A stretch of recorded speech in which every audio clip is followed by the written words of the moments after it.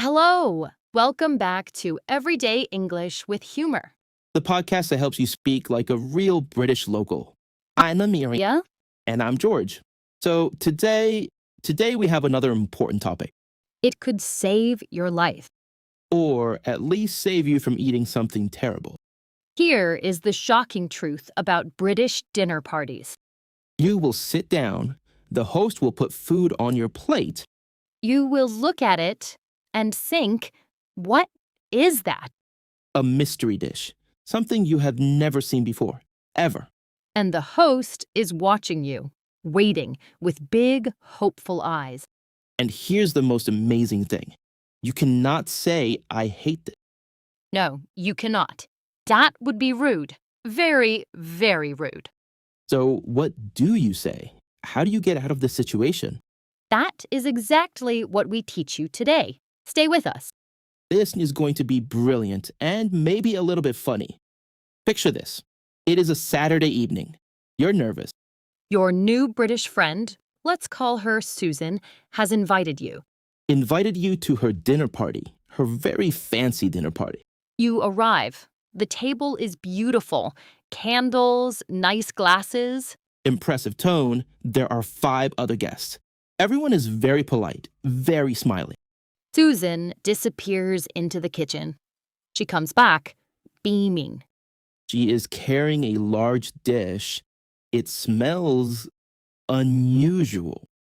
She puts a big spoonful on your plate. You look down. And you think, what on earth is that? It is, well, it's gray, it's wobbly, it smells like the sea and old socks. And Susan is looking right at you, smiling. So proud. I made it myself, she says. It's my grandmother's recipe. Oh no, the grandmother recipe. That sounds dangerous. You cannot say you hate grandmother's recipe. Impossible. So, you pick up your fork. You take the tiniest little bite. And you say, It's very, interesting. Could I ask what's in it? oh, it's a traditional potted herring with mustard jelly. Bravely. Lovely. I'm not a huge fan of fish usually, so this is quite new for me. Oh, of course. Shall I get you something else? I have soup. Oh, it's so kind. I'm afraid the herring is really not for me. No worries at all. The soup is much simpler. Coming right up. You did it. No drama, no hurt feelings, nobody cried. You were honest, you were kind, you were heroically British. And you are getting soup, which is honestly a win.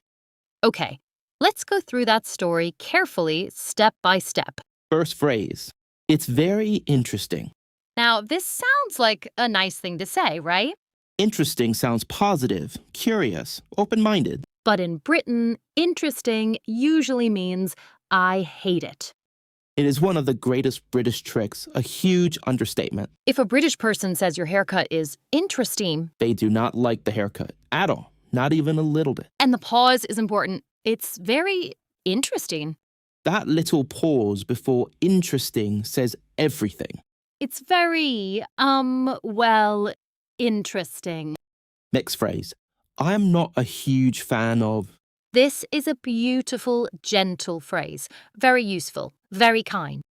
Not a huge fan means you do not like something very much.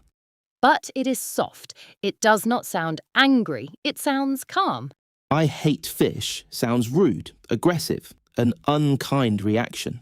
I'm not a huge fan of fish sounds friendly, easygoing, nice. You can use this for anything. Food, music, people's choices. I'm not a huge fan of jazz. I'm not a huge fan of Mondays. I'm not a huge fan of cold tea. We covered that last time. Now, our most important phrase today. Are you ready? It's really not for me, I'm afraid. So, not for me means you do not want something. But then we add, I'm afraid, and that changes everything. I'm afraid does not mean you are scared. Not at all. In British English, I'm afraid means I'm sorry to say this. I'm afraid the shop is closed. That means sorry, it's closed. I'm afraid I can't come. That means sorry I can't make it. It adds kindness. It says, I feel bad telling you this. Okay, time for some brilliant food words. This is so fun. Because food vocabulary in English is amazing and a bit strange. Let's start with words to describe food you enjoy. Delicious, lovely, tasty, gorgeous, amazing. Even moreish. That means you want more and more of it. This cake is so Moorish means you cannot stop eating it. Like crisps or chocolate. Always moreish, always dangerous. Now, words for food you do not enjoy. This is the tricky part. Polite words are unusual, different, acquired taste, interesting. Acquired taste is brilliant. It means most people hate this at first. But maybe one day you will grow to love it. Maybe. Possibly. Things like blue cheese or Marmite or potted herring jelly. Definitely an acquired taste. Very, very acquired. So instead of this is disgusting, This is quite an acquired taste. That is polite. and instead of I hate this, I'm not a huge fan. Again, very polite. Okay, now let's talk about a very important skill. Softening. Making your words gentler and kinder. In English, we use little words to soften big feelings. Words like quite, rather, a little, and a bit. I don't like this is honest, but it is quite direct. I'm not really a fan of this. And I'm not a huge fan is even softer again, like a pillow. Like a pillow of polite disagreement. So, the formula is start with not, then add a softener word. Not really, not hugely, not terribly, not particularly. I'm not particularly keen on mushrooms. Ooh, very posh. I'm not terribly fond of jazz. Amazing. You sound like royalty. And remember, I'm afraid at the end makes it even kinder. For example, I'm not hugely fond of mushrooms, I'm afraid. Gorgeous. Now for the best part, 4 real-life dinner party situations. Now it is your turn. We will test you now by asking, what would you say? We give you a situation. You speak out loud. Or say it in your head. When you hear this bell sound, it means to think about and then say out loud or in your head your response. You might want to pause at this point to give yourself more time. Situation 1. You arrive at the dinner party. Your host asks if you have any food you don't eat. What would you say? Did you say, I'm not a huge fan of shellfish, if that's okay? If that's okay at the end makes it sound polite, not demanding. Situation 2. The host puts a dish on your plate.